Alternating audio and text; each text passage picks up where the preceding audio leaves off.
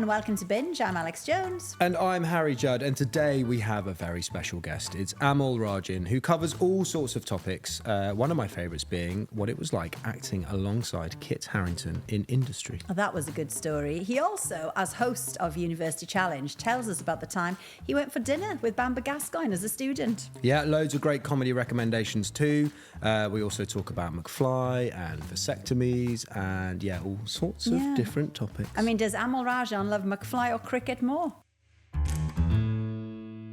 Joining us now is a real all-rounder. He holds politicians to account on Radio 4's Today programme, chats to the powerful with his in-depth interviews, and hosts the intellectual University Challenge. Not only that, but he's also an author, a huge cricket fan, Harry. And Harry's going to love him even more because he has starred in an episode of Industry. And is this true? Can I add something to this intro? He also likes running. He does like running. Oh my God, it's your dream guest. Yeah. It's Amol Rajan. Woo, woo, woo. And he likes McFly. Do I like McFly? Mate, I want to tell you, listen, the real reason I'm here is I love McFly. I've discovered it in such a big way, but I am disappointed, Alex, that you didn't introduce me by saying I'm your favourite co-host in all your years on the One Show.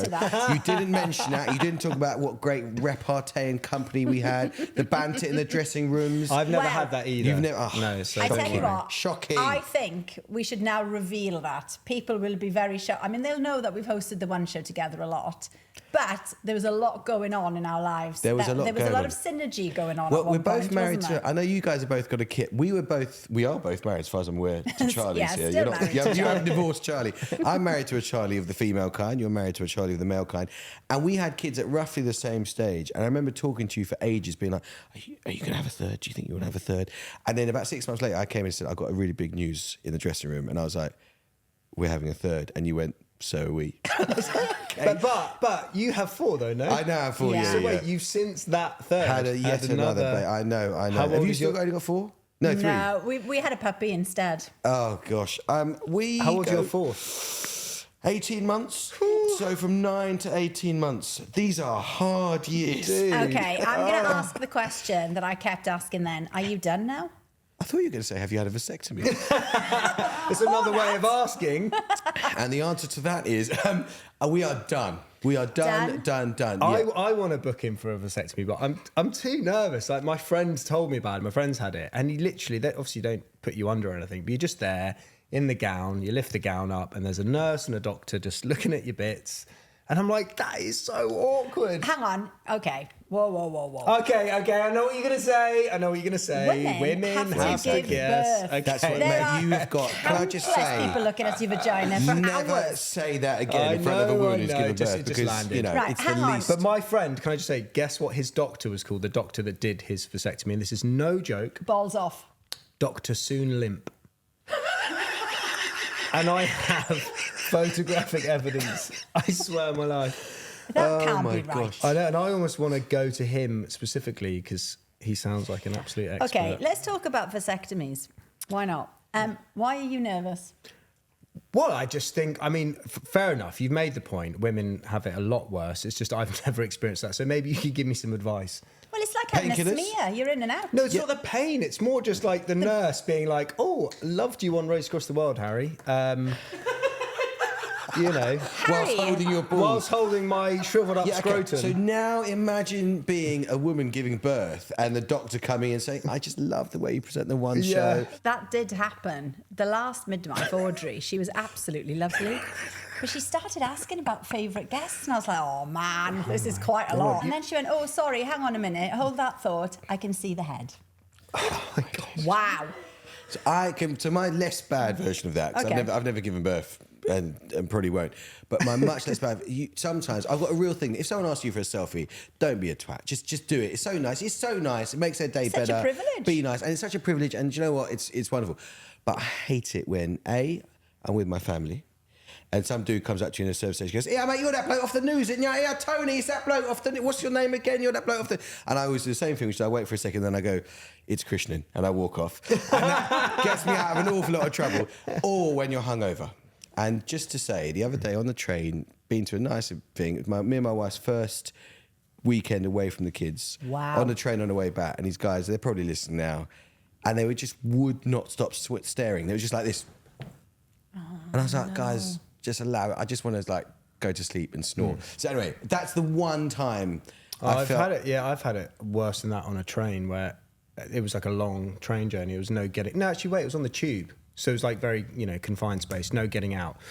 And about 6 or 7 guys probably just saw me and just started singing at me. It's all literally just started singing you. at me. And then, but then when the chorus finished, it was like, yesterday you... oh, they're going into the verse. Like, how long is this going to go on for? I personally would have been more, everybody wants to know her name. Yeah. But I've learned... I'm telling you, I've gone mad for the thing McFly. is- Do you think I'm here to talk about binging on culture? I've gone mad for McFly. Our journeys down the M3, A303, M5, M4, West... I mean, we spend it all listening to McFly. Hang and it on, makes us so when happy. did you discover McFly? Because it I'll tell you- sounds like something pretty recent. I don't want this to be kind of misinterpreted or whatever, but like I have actually discovered you, Harry, in the last like 2 or 3 years That's through good. my son, This is good. who was 7. And some of the lyrics are a bit, the girl with 5 things Colours in her in hair. her- 5 colours And there's in a her bit in that hair. which That's is a like, bit, she makes me feel good when she calls and all that sort of stuff. Oh my God! Look how it he No, I mean, knows the lyrics. we've gone mad for it. And Winston was into it. I think Winston, my now 9-year-old, discovered it.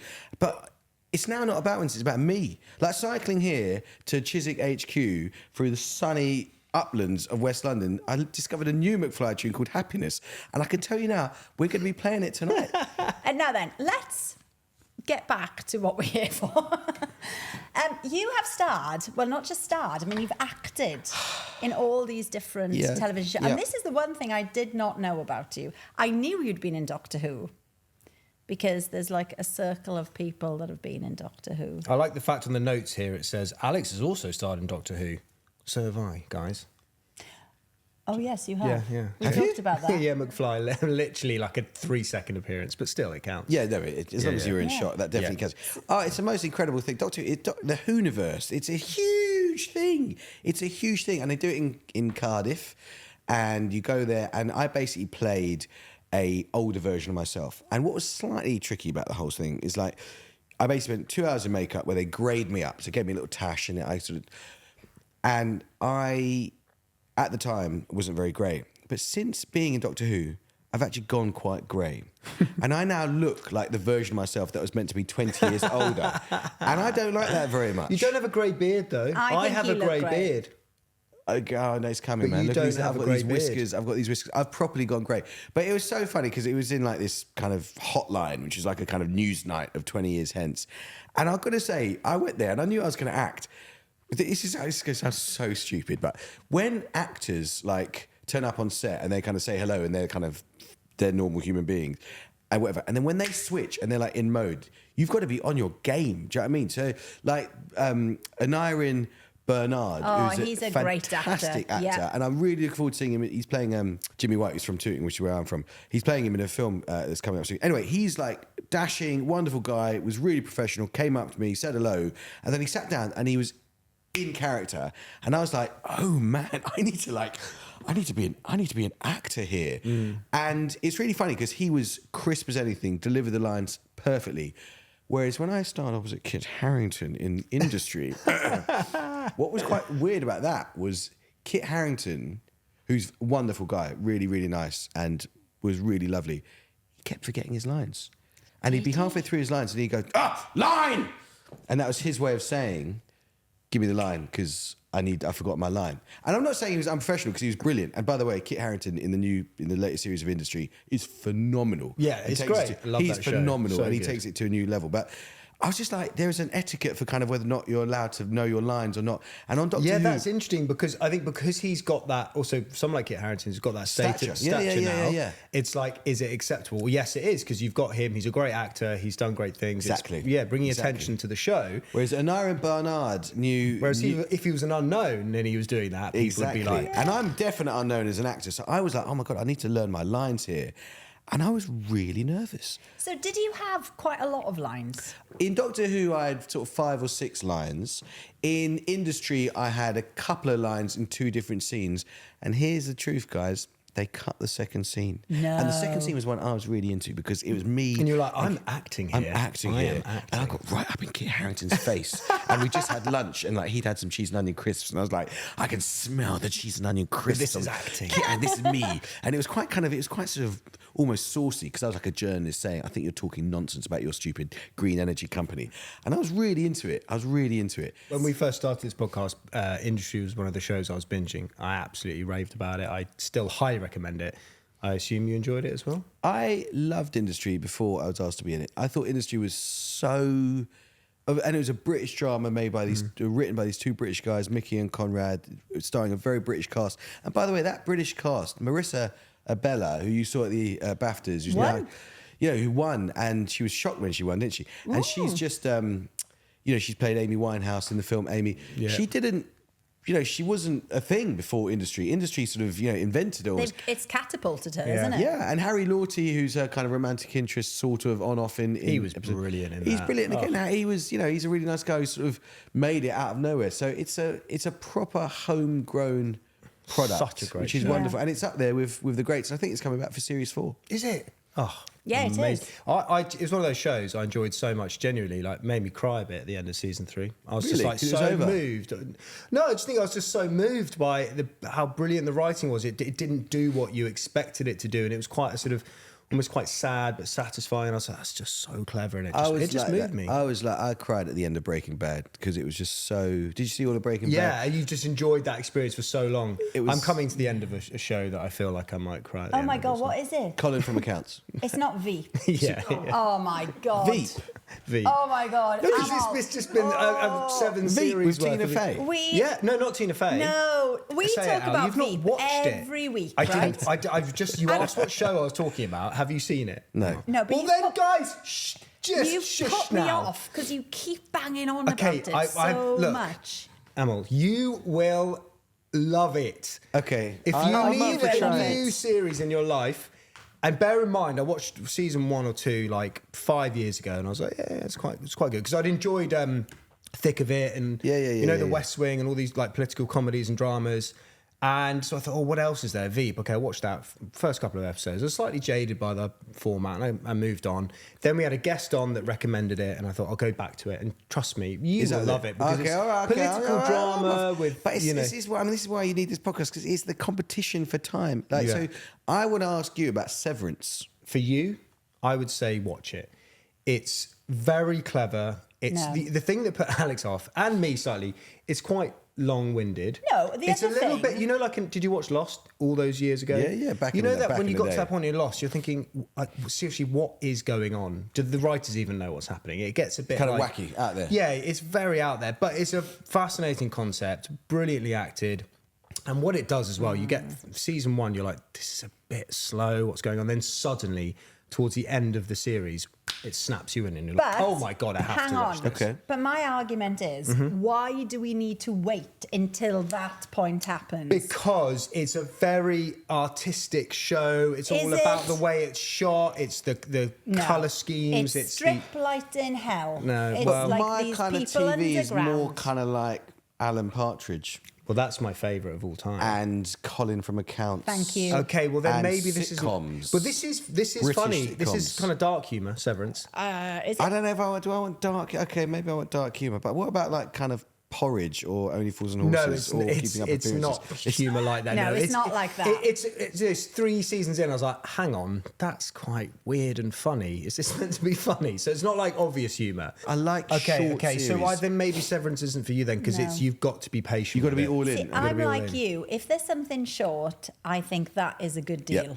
Because you can do it, you can finish it, you can tick it off. I do not like bloody Breaking Bad. How many seasons? Oh, but it was good. 7? But that was back in the... Oh, that bit. God. But Breaking Bad Bad is the greatest TV show of all time. One of. Well, Breaking Bad it was is all right up until series 3. Oh, listen, Alex is not. You're not going to be on the same wavelength as Al. She's a don't very know. specific I don't know. type of show. Breaking Bad likes. is fantastic. I liked it up until then. And then it was just too long. It was too much of a commitment. I was a commitment phobe. Okay, well, I will recommend a few films that I guarantee you will like. Go on. So last week we spoke about the Ballad of Wallace Island. It's perfect. I know But Richard Curtis came on here. He recommended it. I then went What to are see you it. talking about? This is a comedian called Tim Key. Who you'll know. I know Tim Key, Yeah, from yeah. Right, Partridge. thank you. Tim Also, Key. he wrote a column for The Independent. Yeah. Kerry Mulligan is in it, and Tom Basden. I know Tom Basden. Okay, I'm up for that. Honestly, I'm gonna. Can I get that? Where can I get that? in Is the it- cinema soon. Cinema. The old cinema. Yeah, but then it'll be on telly. But the thing is, I think you're a bit of a dichotomy because people think, oh, he's a serious journalist. You know, he does University Challenge. He does, the big interviews. you But know you me. love a bit of showbiz. I love a bit of showbiz. I Yeah. love a laugh. I like mischief. Exactly. I like mischief. You know what I like? I like Monty Python. I like funny accents. I like stupid stuff. I like slapstick. Yeah, that is my kind of thing. None of this. Okay, overly I've got serious. another one for you. Colin from Accounts. I Colin really Accounts. enjoy- Okay, Yes. Stath Let's Flats on Netflix. Good. One of my favourite. I love Partridge. Partridge for me, number one. Stath Let's Flats, season 1 and 2, for me, are in my top 5. Really? Yeah, honestly. Why is it so good? It's similar to what you're describing. It's very silly. There's slight moments of slapstick, but it's kind of original. The characters are so lovable. I've talked about it many times on the podcast, but just hearing what your taste is, this is for you. This is on Netflix. You'll be in from the first scene. I can Okay, guarantee I'm it. up for that. Yeah, I'm up really for that. one, great. isn't it? Yeah, really great. So I noticed here one of your hidden gem is People Just Do Nothing, which I also love. So I think we have a similar taste in comedy. Partridge, People Just Do Nothing. So Stath Let's Flats is for you. What is that? People Just Do Nothing is one of, like, I don't want to sound too hyphen. It's one of the great comedies. Mockumentaries where this kind of like slightly taking the mick out of like fly on the wall documentaries. And The Office with Ricky Gervais was genuinely astonishing. And it was incredible because the whole genius of it, and Ricky Gervais is so funny about this. Obviously, David Brent was this incredible character. He was middle everything, middle class, middle England, middle rank and all that. But the point about The Office was that he wanted to be famous. David Brent wanted to be famous. So it was the fact that it was on this mockumentary made it. And People Just Do Nothing is about kind of, I think, is it Brentford? Brentford, yeah. It's Around the Brentford. corner. And it's these kind of garage heads. And I was very, very into dance music for many, many years. Not so much garage, more kind of drum and bass, but like I spent years going to raves where you'd meet these sorts of characters. And I looked at them and I kind of was like, that's my early 20s. And it has these particular characters who want to be famous and who want to make it. And there's also quite a big kind of pirate radio thing going on. And I grew up in the mid-90s in South London with a lot of pirate radio around. And the kind of the cherry on top with People Just Do Nothing, which is this mockumentary about pirate radio and the UK garage scene in Brentford, is Chabati G, who's a kind of Asian Del boy. He's an really funny. And he's their entrepreneur. Entrepreneur. And he is their manager. And he's their manager. And Asim Chowdhury plays Chabati G. He's gone on to be in industry and lots of other things. Asim Chowdhury is a phenomenally talented actor. And Chabati G is genuinely one of the great creations. I have been, and now I agree, People Just Do Nothing is amazing. It's one of my favourite comedies of recent years. So I don't want to do anyone else in the show a disservice. Some amazing characters, brilliantly written. But I have just been desperate for a Chabati G spin-off. I know. That Chabati G character, it needs its own show. It is one of the best. He is one of the best comedy characters in years. He's so funny. He's a sort of stereotype of a bit of a wheeler dealer, and it's all chat. But at the end, with Del Boy, similarly, at the end of it, he's got a heart of gold. You know, he wouldn't hurt a fly. And that likability and the self-delusion of someone who thinks he's going to turn this bunch of pirate radio garage heads into like the next big thing. It's wonderful. Yeah, I love People Just Do Nothing. Yeah. So that's your kind of taste, is comedies, like a silly... Well, life Not is so silly, not silly. But I want to laugh. I want to You just want to chill laugh. out. You want and something light. I want something. I really enjoy, like, on a Friday, the two shows that we watch kind of pretty religiously are Have I Got News For You and Gogglebox. And it's just because I still go to TV, unless you've got a lot of time and you want something that's kind of like enlightening. I want to chill out. I want to have I want to feel that life is slightly better at the end of a program than at the beginning. And obviously, I watch a lot of kind of pretty hardcore and serious documentaries and travelogues and all that. But my world, which is news, is pretty intense. Yeah. And it's pretty down Serious. and it's pretty serious. And that's because there are serious bad things going on. So when you come for entertainment and you want to binge on something, you want something that is a little bit of escapism and it's sort of up. You know, it's kind of makes you feel better. Interestingly, whenever I stumble across University Challenge, which you now host, it's for some reason really draws me in I love watching it. And I say for some reason, because I don't think I've ever got a question right. But there's something I find so enjoyable about watching really intelligent people. Oh, they're amazing. I just find it so interesting watching these like super intelligent people just getting these questions that I'm just thinking, do you know that? They are the most amazing young people. Like, I love them so much. They are all so charming. They're so into it. And what I had no idea about this before presenting the programme, but none of them know each other before they're on the same team. So if you've got the University of Manchester or Warwick or Leeds or wherever, they all apply. They don't necessarily know each other, and then they become mates through this journey that they go on University Challenge. And it's filmed in Salford, where the BBC's got this big kind of operation. And when we film it, film 4 episodes in a day, and I then go for a run up to Old Trafford, and you see these teams with their reserves, so 5 of them, and their legs kind of dangling over the water in Salford Quays, and they're kind of learning like Mongolian flags of the 13th century, and they're just so sincere, and they're so unbelievably charming, and it means the world to them. Anyway, there was a team which had a Northern Irish player, and he said something so sweet to me, and it moved me to tears. He said his dad was my old man's an old man. He said his dad was an old, he was in his 70s, because men of that generation waited until after the Troubles in Northern Ireland before having kids, and they were also mostly very emotionally stunted. But because his son, who I was chatting to, went on University Challenge, for the first time his dad had said, "I'm proud of you, son." Oh, I was so moved. I actually went to my bedroom and cried. I found it so moving. Yeah. And that kind of enthusiasm that they have for being there is wonderful. But yeah, the questions are hard. Yeah, the questions are hard. It's hard. It's Can hard. you believe, though, that you're the host of University Challenge? Do you know what, Al? It's absolutely bonkers, isn't it? It's brilliant. It's bonkers. Be real It's with me. bonkers. Do you know any of the answers? Of course he does. Only because the answers are written in front of me. No, I don't know all You the know answers. some. I do know some. Definitely. I mean, So everyone's got their specialist subject. They do. I reckon, so there's, I mean, obviously nothing whatsoever to do with me, but there has been a slight uptick in references to 1990s cricket, for instance. Okay, now that would be one of my categories for Mastermind. Mastermind, exactly. And so there's a few subjects that I'm kind of strong on, which they've kind of upticked the representation of. So you'd be fine on that. If we were on the same Yeah. team of a quiz and there was categories on partridge and 90s cricket, We were sorted. We would You'd be kill all it. right. 90s culture generally. Yeah. 90s culture generally. Is it true, though? I read this somewhere, I can't remember where, or did I see it on your Instagram, maybe? Is it true that when you were at university, you met Bamber Gascoigne? Oh, it's the most amazing thing. It was the most... So, University Challenge, longest running TV quiz in Britain, only had 3 hosts. Bamber Gascoigne did it for decades, then it went off TV, it came back. Jeremy Paxman did it for 29 years. And when I was a student in Cambridge, in I think 2003 or 4, a mate of mine, who is a family friend of Bamber Gascoigne, said, "Do you want to come for dinner with this guy? He's a family friend and he's buying us dinner." And I genuinely only said yes because it was a free dinner, and if you're a student, you're skint. And I was very skint as a student. And he said, "It's a guy called Bamber Gascoigne." And I was like, "Oh my God, what, the presenter of University Challenge? That sounds amazing."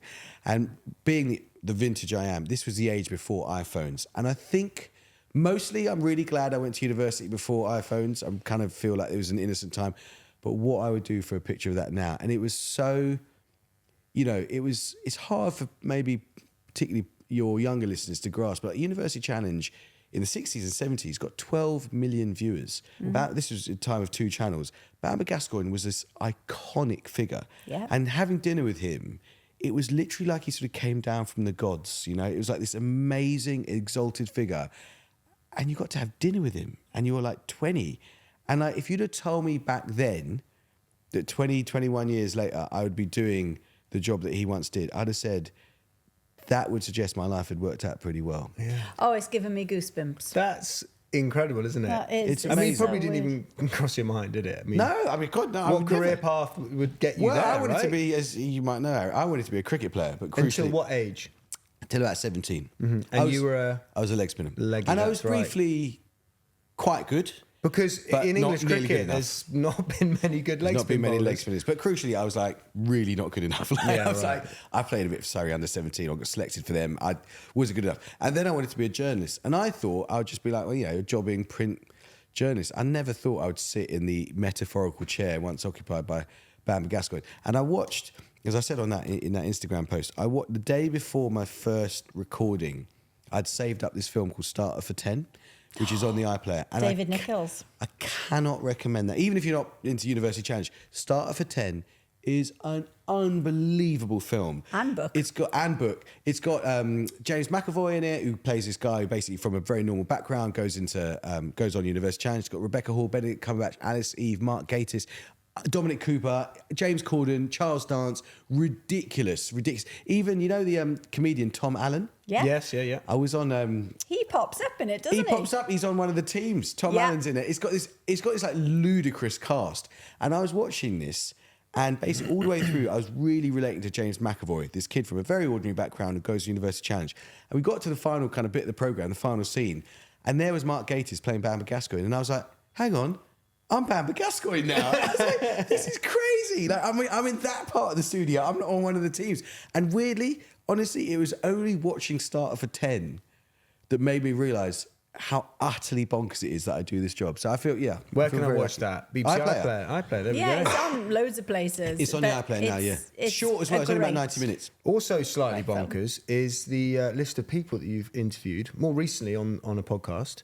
Yeah. And it's a TV. The Amol Rajan interviews thing is a BBC Two thing. Yeah, on iPlayer too. And so I particularly enjoy the podcast format. I've started your interview with Tony Blair. Wow. There's something similar to the appeal of University Challenge, but I do obviously understand slightly more of the political references of the 90s. But you've done John Major, you've also Bill Gates, Richard Branson, Greta Thunberg. What's that been like? I mean, obviously you've interviewed loads of people in your time, but as we've all experienced, for example, the One Show sofa, it's a shorter format. Now you're sat down for a long period of time, you can really get into it. Relief, I imagine, that you've got more than 4 minutes. Do you know what? Interesting thing about TV for people who kind of listen to this, I think it's harder doing an interview with Elton John for 7 minutes. You know, on the Today programme, it's a very unnatural thing. And I get it. I get why it happens. The Today programme on Radio 4, which is, I guess, my main job. It's been around for a very long time. People love it. It's got a humongous audience and people want lots of different stuff, but it's quite weird to have like 4 minutes to talk to someone about something. It's in a way it's easier doing the long form interviews, but because they're big TV productions, we've got an amazing team, BBC Studios, they put a huge amount of research into it, and you do feel a lot of pressure to get it right, but you also feel this privilege to spend time with these people. I mean, some of the people you mentioned, I've also done Billie Jean King or Novak Djokovic, and you're like sitting there being like, you are the best there has ever been at hitting a tennis ball with a tennis racket. Yeah. Or Richard Branson or Bill Gates. Bill Gates, you are the most wealthy man in the world for about 30 years. And so you do feel this like overwhelming sense of privilege. And actually one of the big things that I've taken away, which is a subject I know close to your heart, Harry, is that I've actually been taken aback by how many of the people I've interviewed who are neurodiverse. Richard Branson, went to Miami, interviewed him on a cruise ship. Quite an intense experience in some ways, asked him some questions he didn't like very much. He's got ADHD and dyslexia. And you realise that you're kind of in the presence of these amazing minds. And I genuinely feel, this is true for all the parents listening to this or listening to Izzy's new podcast, you kind of realise humanity's amazing and people who might have been kind of dismissed when they were young or told they were stupid. Richard Branson, who was beaten so badly that he bled because he had dyslexia, and so he was called stupid at school, but actually he just had dyslexia. These people kind of turn that negative thing into something amazing. And that's what I feel about my interview series, is I get to meet people who have overcome difficult times to do something amazing. So they're all inspirational. Right, I think we should do Desert Island Binge. Come on, Amol. Give us a television programme, a book, and a podcast, or an album, if you so wish. Or a TV show, whatever it is. Okay, I grew up, have I mentioned I grew up in the 1990s? Because I just feel like it's a recurring thing. I grew up watching British sitcoms. And I would say that Only Fools and Horses, which I've watched every episode of multiple times, is sort of my comfort go-to, right? I relate very strongly to Del Boy, this South Londoner, a bit of a cheeky chappy, full of mischief, heart of gold, wants to get on in the world, full of aspiration. And I think Only Fools and Horses is probably still, to think it went back to the 1980s, but I was watching, he was on for about 20 years. So British 90s sitcoms, so Keeping Up Appearances, Yes Prime Minister, Yes. Porridge, Only Fools and Horses. But Only Fools and Horses is probably my favourite of all of them. 40 Towers? I love 40 Towers. Yeah. I only did 12 episodes. That was the genius of it. The genius of it. That's what they did, though, with The Office. Often the great sitcoms, it's just two series. That's true. And they leave it because it's just perfect. Book, I mean, my books, I read a lot, because I've interviewed these people, I read a lot of political biographies. My favourite, like, fiction is The Lord of the Rings. Have you guys ever read The Lord of the Rings? I read it in my gap year, having never kind of... It's a big, scary book. There's three That's of a them. big old Yeah. book. And it's big. Three but, books. No. It's just unputdownable. The most complete, most... Have you seen the film? Seen the films? I loved the films as a teenager. I mean, the universe that this guy creates with these references to kind of medieval mythology and all the rest of it is so enormous. And The Lord of the Rings is, for me, like the ultimate story. These he like supreme- create his own languages within it. Yeah, it's incredible. And the cast of characters is amazing. But I now mostly, because of all these children I've got, I mostly read like kids' books, I'm afraid. So I do love Harry Potter, and I love Julia Donaldson. And I know that like it's not cool because people who write children's books, including the great Tom Fletcher, kind of, there's this thing that like you should support kind of upcoming authors. But when you've got a finite amount of time, I just go back to the Gruffalo. You know what I mean? And so I do, and the Gruffalo is a masterpiece. Get So yourself a classic. Get yourself a classic, and you know it's going to be fantastic. And the Gruffalo is truly one of the great works. So that's probably the book. Album-wise, well... Or podcast. Yeah, give us a Well, podcast. there's a very good podcast called Binge, which I'm quite into. I was hoping We you'd can't self-promote. Can't So we self-promote. can. Well, I tell you can. I'm going to give you an album because I'm a massive reggae nut. I am very influenced by Caribbean culture. One of my daughters is called Jamaica. My youngest daughter is called Nesta, and she was named after Bob Marley, who was born Robert Nesta Marley. And I love the Wailers. I think that after McFly, Bob Marley and the Wailers are the greatest band. And Bob Marley's absolutely my spiritual guiding force. And so the greatest album by the Wailers is called Catch a Fire. And anyone who's interested in history of reggae would know there's this. So lots of people who know Bob Marley and the Wailers know the Legend album, and they know the sound of songs like I Shot the Sheriff and Get Up, Stand Up and Waiting in Vain and No Woman, No Cry. And that was in the 1970s when the great Chris Blackwell, founder of Island Records, tried to turn the Wailers into a kind of black rock group to break America and take on Led Zeppelin and all those guys. But before that sound, which is a more famous sound, the late 1960s, when reggae was reggae and it was like rocksteady and ska, and the Wailers from that period produced a sound in Catch a Fire, which I think is the greatest sound. But generally, people know the slightly later stuff. The songs You know that that you've when you've got a referenced. favourite band, you get so geeky about them that you kind of want people to know, like, Oh, totally. the whole, like, you know. Totally. So this is such a ridiculous thing to say, but I would say people who know about Bob Marley and they know, like, you know, No Woman, No Cry, or Steer It Up, or I Shot the Sheriff, or Waiting in Vain, or Get Up. You know, there is a completely different side to Bob Marley and the Wailers, which is actually most of their music. Yeah. Which comes from my inner era. I think everyone's got. Well, I kind say of- the same thing about Genesis. When I reference Genesis, people think, oh yeah, Genesis, you know, like 80s pop band. It's 70s Genesis, like prog rock Genesis that I love. You know, Really? it's completely out there and wacky, and most people don't know. See, I had no idea about that. Yeah, I wonder if early people... Genesis, when Peter Gabriel was the singer, Phil Collins was on drums, they were like 5-piece band, like, you know, 10-minute songs, like these completely wacky progressive music. So I feel you. People will be saying that about McFly 20 years from now. There's a whole different McFly, you know, you think, you know. Do you know, I used to live somewhere in Chiswick where you could see the back of Island Records, and that's where we signed our first record deal, where there's this big kind of chimney, and legend has it that Bob Marley went there and recorded some vocals at the bottom of that kind of tall chimney thing. And because Really? you were saying Island Records, the Yeah. Which creator. was, because he came here in 1981. He had a famous expedition to London and he wrote the Exodus album. And that was after Chris Blackwell sent him here after he got shot by the CIA. He was like, So would this be your mastermind subject then, maybe, Bob Marley? Well, I went on Mastermind and it was slightly awkward because I suggested like some quite highfalutin stuff, like I'm quite into Nietzsche and King Lear. And they were like, no, why don't you do Shane Warne? So I did. So Shane Warne was my... They dumbed it down. God, the synergies with us. Because there's a whole Chiswick thing, which also, when I moved to this country from the age of 3 to 7, I lived in Chiswick. And I've just done a BBC One documentary all about this. It's coming out end of June. It's all about going to the Kumbh Mela, which is the biggest pilgrimage in the world. 500 million people in this one place in India. And it's all about my dad and grief. And for that episode, for that documentary, I came back to Chiswick, where me and my parents and my brother lived with my mum. And we went back to Chiswick for the first time in 35 years for my mum. And so Chiswick has this very special place in my heart.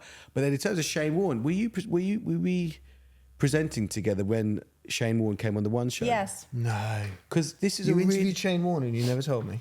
Well, I mean, for me, it didn't stand out, I'll be honest. It was like, oh, hi, Shane. Because it's all my heroes growing up were like basically dead people, like Bob Marley, who died in 1981, 2 years before I was born. But Shane Warne hijacked my life because in June 1990, as you all know, Al, in his first delivery in Ashes cricket in England, he bowled to Mike Gatting, the England captain, and he bowled the ball of the century. The ball from which hell. is the greatest delivery, the greatest moment in all sporting history.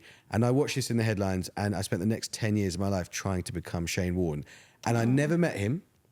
He once spilled some champagne on me at a party, but I didn't get to talk to him. And then he came on the One Show. And what was so funny is I was so nervous.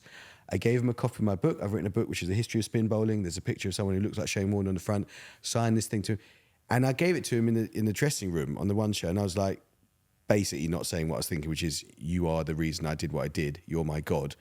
And he didn't really connect with me on that level when I was fanboying him. But by the end of the show, he was on with Susan Boyle. By the end of the show, he totally relaxed. And he was like, let's go and have a beer. No, So, you went for a beer with Shane I Warne? didn't get to have a go because then he went and bloody died in Thailand, didn't he? Oh, my So, God. yeah. But I met, so the One Show is where I got to meet my living hero, Shane Warne. Shane Warne, he's one of my I don't heroes think I too. realised it was such like a big deal. Oh, he's a to you huge at the figure. time. He is an icon. Well, I of- know he's an yeah, icon, but I yeah. didn't know it was that He was everything. personal to Anyone you. that was into cricket in the 90s, particularly leg spinners, he is the GOAT. He is the GOAT. I mean, we've delved into cricket, so I could go on for another hour, but Let's not. unfortunately, it's time to wrap. Thank you. I'm going to Amol. hold a You're sign out. up. Okay, Al's out. I'm out when it comes to we cricket. could go on for hours. We didn't even talk about Test Match Special. That's didn't probably even my talk about go-to TM. thing. Oh man. my God! I'm going to leave you to it and go to work. It's been an absolute pleasure, It has. Amol. It's so nice to see you. It's so been nice a to see long, long you. time. And I'm so happy to see you guys just smashing life. You know, I know it's hard. We've got young kids. This is like, it's a pretty crap decade in a lot of ways, but it's wonderful to see you guys flourishing. Thank you for having me. Thank Oh, you you're for too coming. kind. Thanks, It's really Pleasure. nice to see you. Anytime. Well, we covered a lot there, didn't we? We did. I mean, he can talk, can Amol Rajan? I know. I feel like I talked a lot today as well. Sorry, Al. He's a great guest and he's got so much to say. And I think people will like the episode because he's not what you expect. No, he's not. I feel like because he loves cricket and partridge and comedies, I was doing a lot of the questions, so I apologise. But That's I was, all right. You made my job easier. I was enjoying his chat. Yeah, I hope you guys enjoyed it too. Thanks for listening to Binge. And if you did enjoy it, don't forget to follow, rate and review. It really helps other Bingies find us.